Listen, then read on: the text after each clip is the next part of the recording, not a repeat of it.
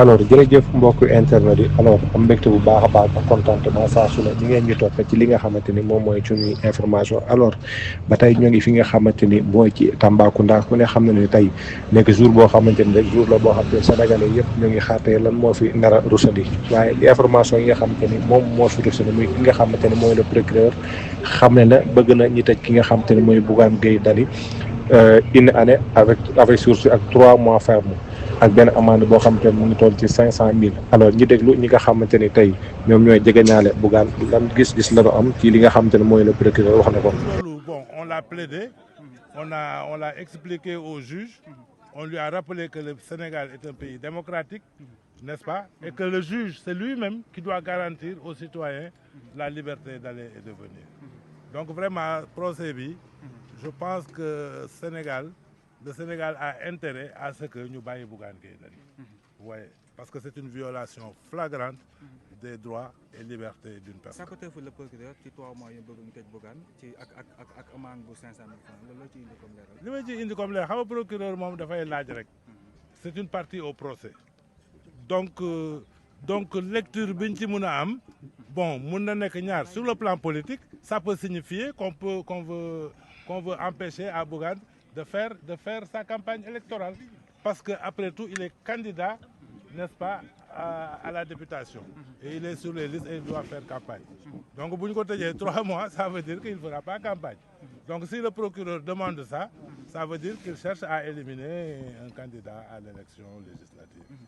Bougane ba léegi moom dafa taxaw ci li nga xamante ni moom la wax ba ki démb foofu ca Bakel dafa mel ni que loolu la réitéré fii ci biir tribunal bi. waaw mais loolu la wax moom mais xam nga le cas de Bougane fait yi ñun ñëpp on les a vus en direct amul ku mu ump li xew gendarme bi arrêté na ko ne ko sama supérieur hiérarchique moo ma ne naa la arrêté doo dem Bakel mu ne ko waxal sa supérieur hiérarchique Bougane day dem Bakel waaw mais loolu nag vraiment bu fekkente wax na ko waaw il l'a répété parce que noonu la demee xam nga police ak gendarmerie waruñu jël ay instructions yoo xam ne dañu illégal vous comprenez parce que quand même suñu réew mi wax naa la droit n'est-ce pas d'aller et de venir dafa am ay décisions yoo xam ne police wala gendarmerie bu koy jël dafa war a fondé wu sur une décision administrative te décision administrative boobu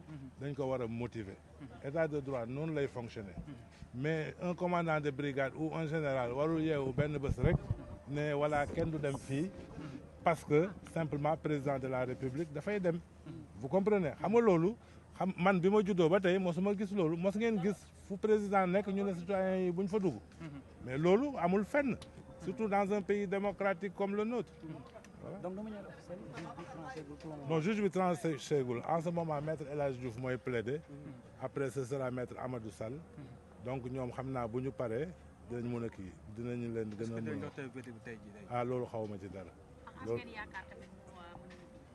waaw moo tax ñu ñëw fii résumé en français. Bon, comme je dis, on est dans un pays démocratique. J'ai dit une fois que dans un pays démocratique, on doit créer un équilibre entre l'autorité et la liberté. Mais chaque fois, l'équilibre doit être favorable à la liberté. Loolu mooy démocratie. Maintenant, comment organiser cet équilibre? Il faudrait que les décisions que la police prend, n'est-ce pas, soit sous-tendu par une décision administrative motivée. Parce que s'il y a des problèmes de sécurité quelque part, il appartient au préfet de prendre une mesure, un arrêté, et de dire que de telle date à telle date, il est interdit de fréquenter telle zone pour des raisons de sécurité. Et cette décision, elle doit être publiée pour qu'elle puisse être opposable aux citoyens sénégalais. Mais si cette décision n'existe pas, on ne peut pas prendre des instructions, les donner à des policiers ou à des gendarmes qui se mettent sur la route, qui, en dehors de tout contrôle routier, effectivement, le gendarme, quand il te contrôle pour des raisons, quand il contrôle ton permis de conduire, n'est-ce pas, tes pièces, il a le droit de t'arrêter pour ce contrôle-là. Et si tu ne t'arrêtes pas, tu commets le délit de refus d'obtempérer. Mais ce n'est pas le cas en l'espèce. Bougane n'était pas arrêté, n'est-ce pas, pour un contrôle routier. Et d'ailleurs même, il s'est arrêté. Il s'est arrêté. Le problème, c'est que après s'être arrêté et qu'on lui a notifié le motif pour lequel on l'a arrêté, n'est-ce pas? Il a dit que je vais me rendre à Bakel. Parce qu'on est dans un pays démocratique. Il a même dit les mêmes mots qu'il avait. Mais oui, il a dit Il a même dit les mêmes mots qu'il avait. Mais oui, il a dit la même chose. Il a même dit la même chose. On a entendu les gendarmes et les policiers qui étaient là-bas. Donc ils ont dit qu'ils ont reçu des instructions pour arrêter le convoi de Bougane. C'est ça qui est grave. Les instructions venant de qui? Des instructions venant de leur supérieur hiérarchique.